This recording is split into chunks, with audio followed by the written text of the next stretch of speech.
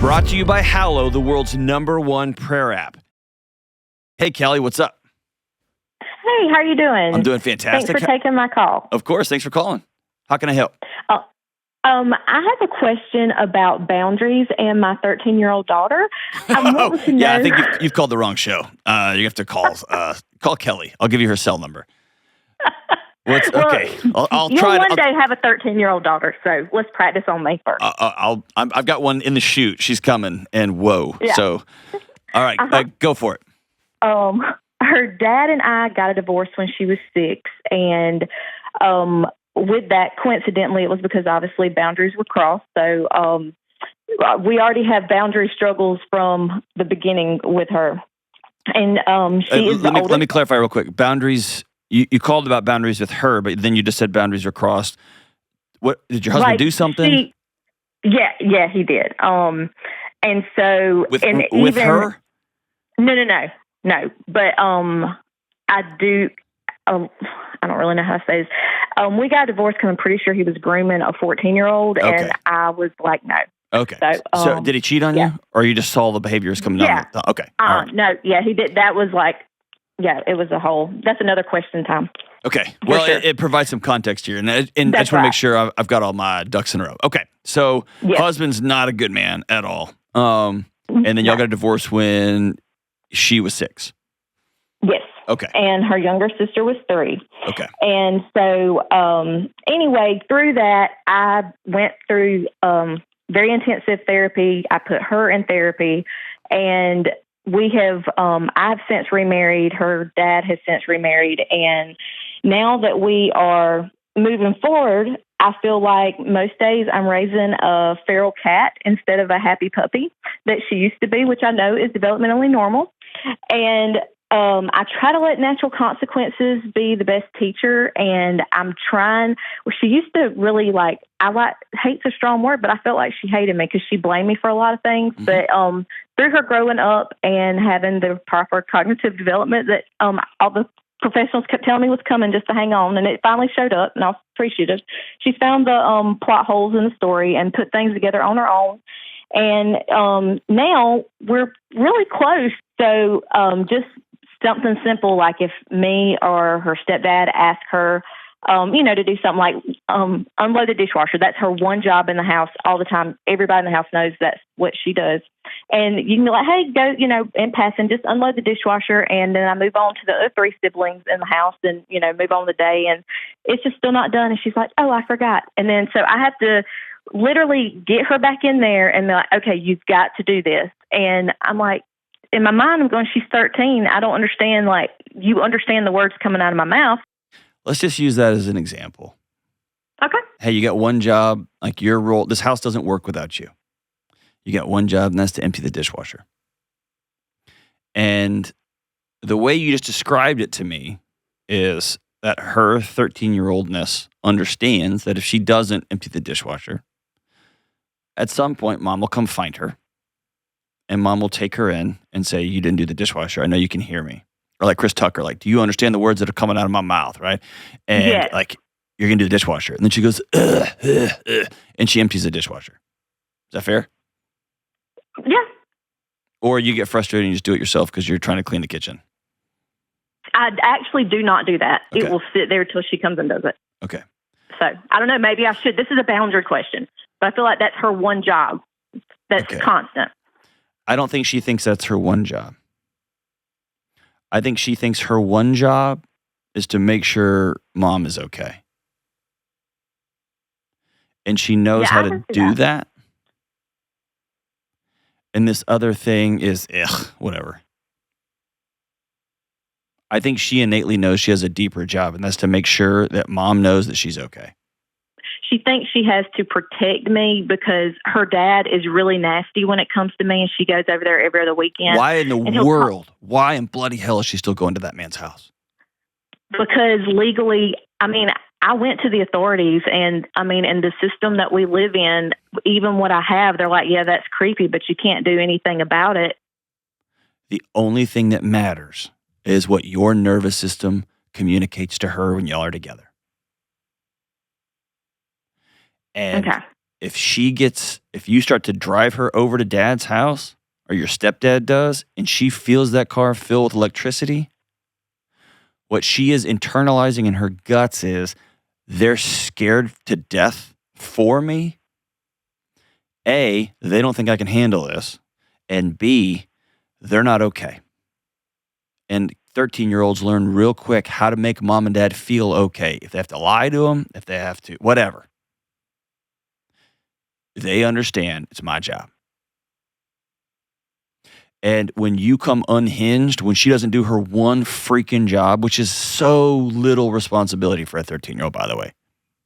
But if you come unglued or just, oh my gosh, you have one job. What she knows is this person is not stable, or as Dr. Kennedy called, sturdy enough to anchor into. I'm going to find other things, other people, other whatever to anchor, even myself. I'll anchor into me. My relationship with my daughter and her behavior as a 6, 7, and 8-year-old, it transformed when I went to counseling. When I went and saw a trauma therapist and dealt with me. Because my 6-year-old and 5-year-old and 4-year-old and 8-year-old were trying to navigate a nuclear reactor inside my chest. And she couldn't do it. She's too small. She didn't have the strength to do that. So she tried to do it with defiance. She tried to do it with anger. She tried to do it with rage. She tried to do it with any number of ways to get to her dad. But it was my issues.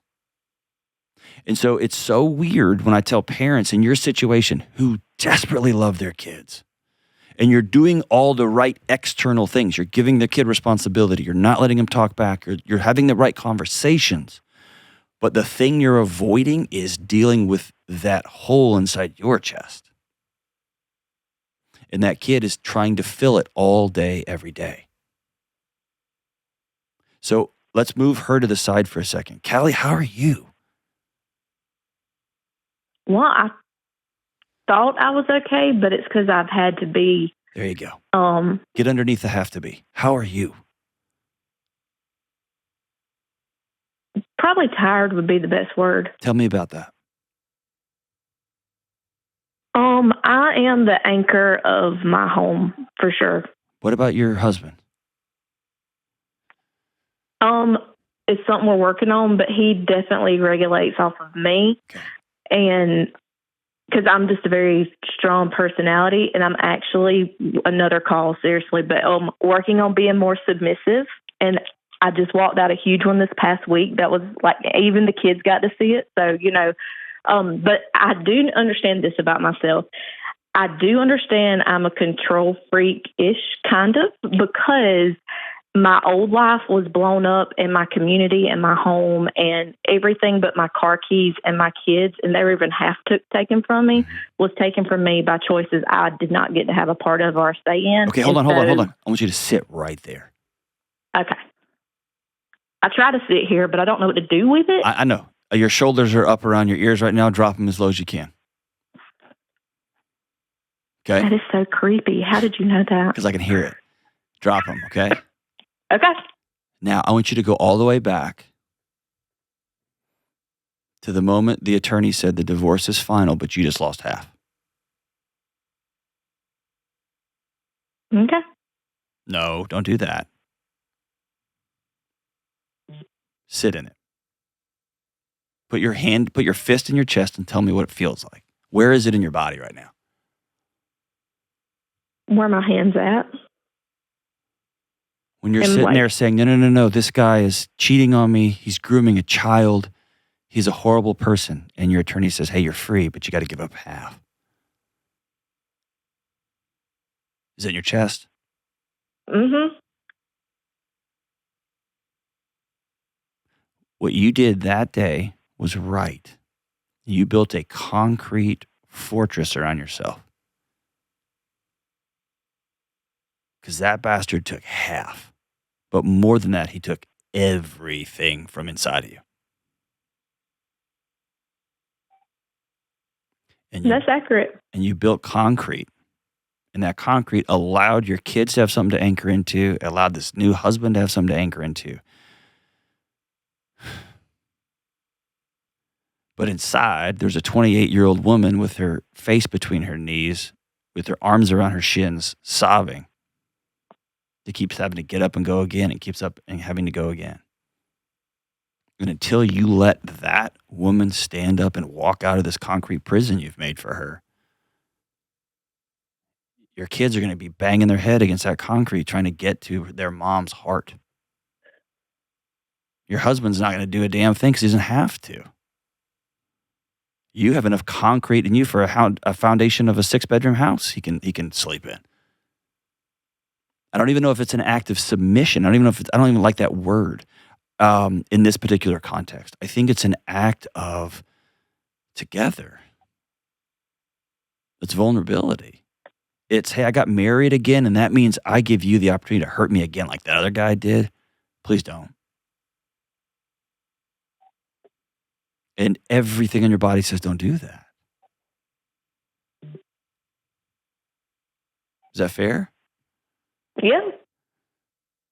Exhale for me. You're not breathing. I'm not. Exhale. Okay. Okay. Take one more real deep one. And he wasn't the first one, was he? No, but it wasn't marriage, like just... Stop. Well, there's a difference, There is, but listen. You've got like a little Russian doll of decreasing of women and children, little girls inside your body that go layers and layers and layers. And you are doing a great job of protecting them because they got hurt bad. And you had bills to pay, you have mouths to feed. And you've done a great job protecting them. But that electricity, that's what your daughter feels. And she will not participate because she loves you to the moon and back. She will not participate in further hurting you. And you would think, well, then why don't you just empty the dishwasher? Some kids do. And that's why they say straight A's can be a trauma response too. Sometimes kids get exhausted and forget things and stumble over things and don't want to do things. They get exhausted trying to hold their moms and dads up because they love them too. And none of this, by the way, is conscious.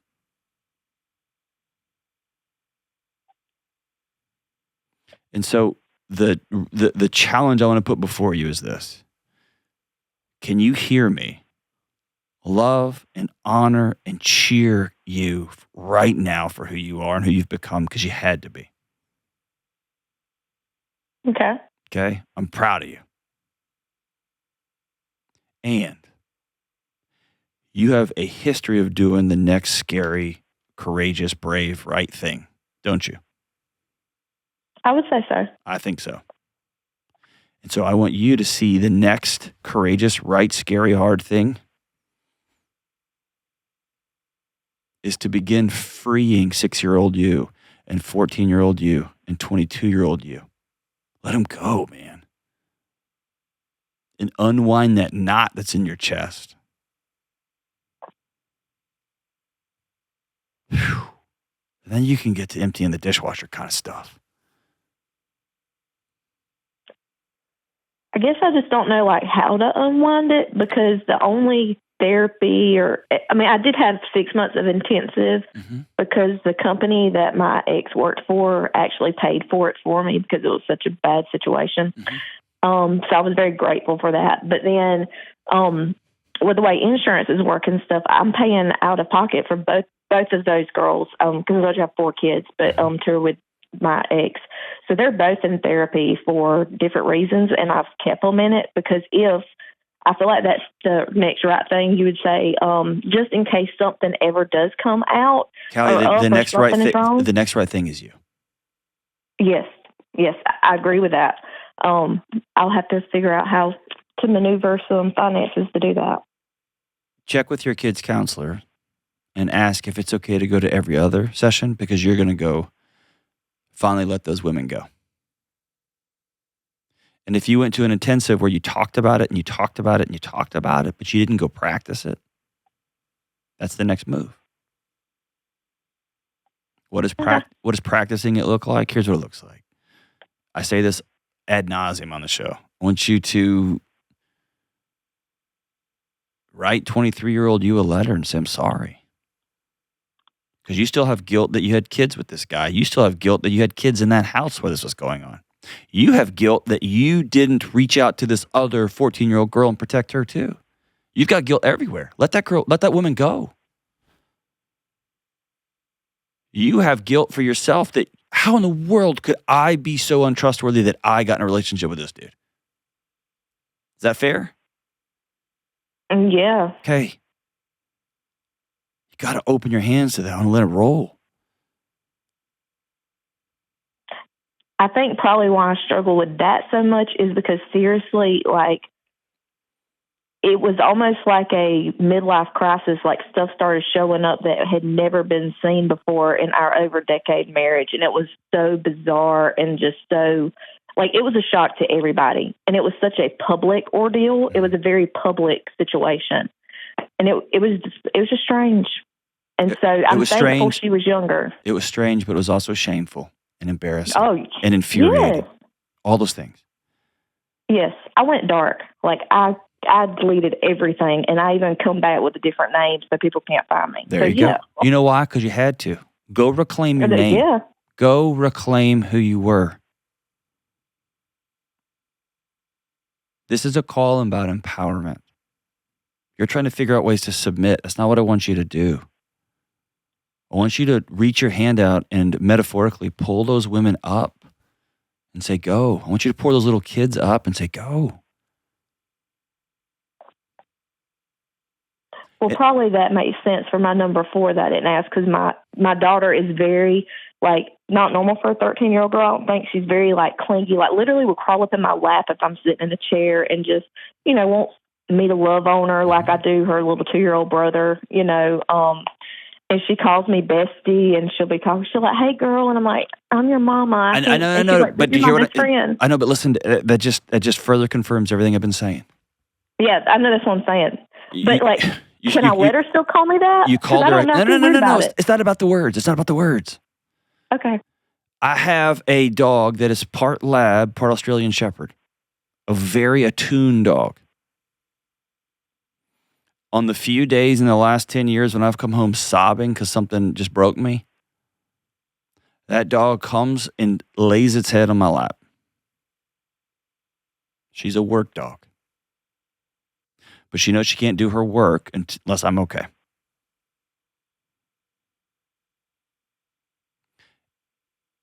And we often think when a kid gets clingy that it's for them. Quit clinging, and sometimes that clinging is enmeshment. It's for us. And they learn I can turn the thermostat in this house down by getting close. There's a trauma response called fight, and there's one called freeze, and there's also one called fawn. I'm going to nuzzle really, really close. And sometimes it's sexual when there's like an abusive romantic partner, but kids can nuzzle up too. The safest place is right up close. Do you get what I'm saying? I do. Here's what I want you to hear me say. That 13-year-old little girl of yours knows that you're worth being loved too.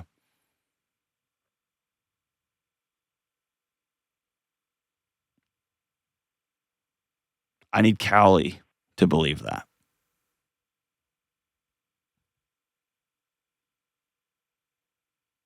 Like I say I do, but I'm like, well, am I living like I do? Because that's different. That's very, very different. You're exactly right. You got the right words. And that's where, moving forward, I want you to go figure out the money part. And I want you to say to your husband and say, I need you to go work a bunch of new Uber shifts. And you do take on some overtime because I'm going to go get well. And by the way, this is not forever. It's just not. But it is intense. And intensive is not just talking about it and talking about it. It is practicing with coherence breathing exercises. It's practicing with journaling. It's practicing getting in a room with other friends who are women and saying, here's what my body's doing this week. How are you guys? It's getting some sort of faith practice, getting some sort of exercise practice. It is going to meet with a physician if you need to. It's beginning to live out.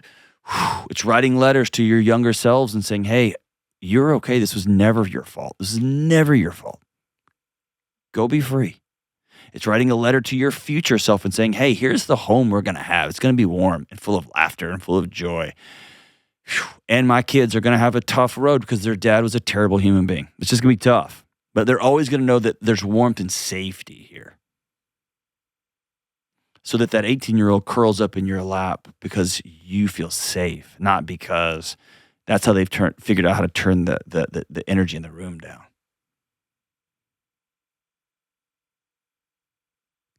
Kids almost always, not always, but almost